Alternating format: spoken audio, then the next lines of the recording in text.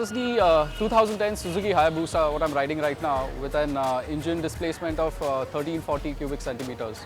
It also comes with oil cooled as well as air cooled with the kind of heat what it emits.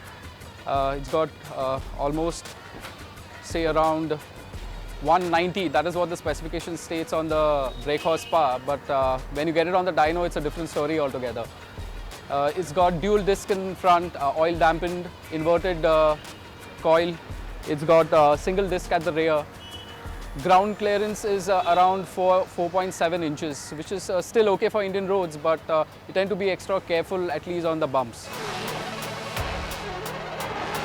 It kind of gradually changed over a period of time. When I'd actually bought the Busa, you tend to kind of get it out no matter where it is, whenever it is.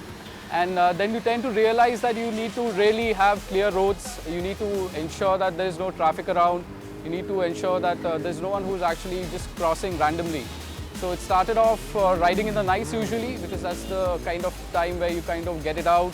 There's less heat, there's less people around the road. And then when you really start testing the bike and really start going faster and faster, what we have come down to is we go down on Sunday mornings to Lonavala. I think that's the best way out.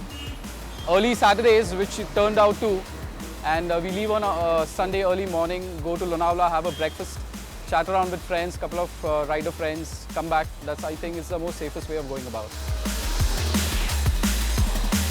Quite a bit modifications. I started off basically with changing the exhaust. I got the HMF Big Bird full system exhaust.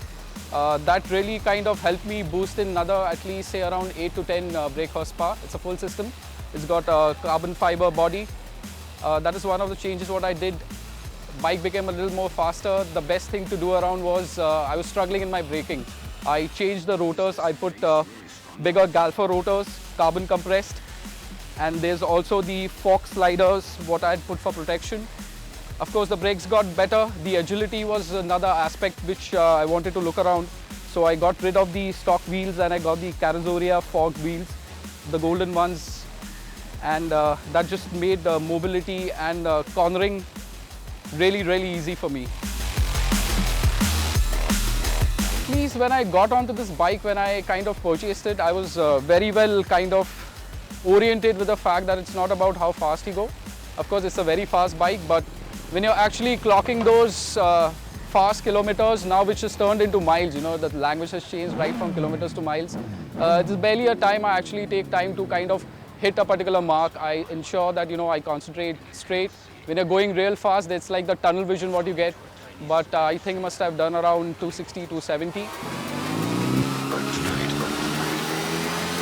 It's heavy stuff.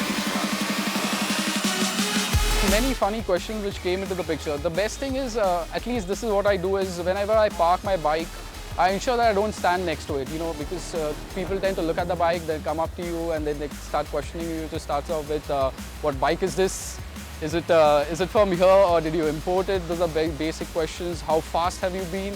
So tend to kind of speak with a lot of people. At the end of it, at least try and pass on the message that, no matter how fast the bike you're riding, but just be a little safe.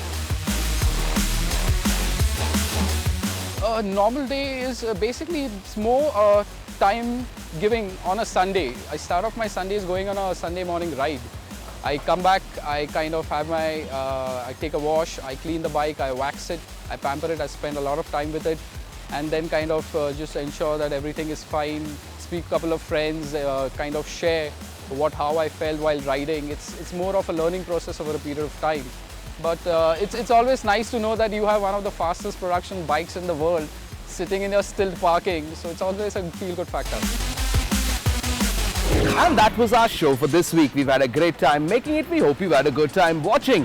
Remember, you can catch the entire episode online at timesnow.tv or youtube.com.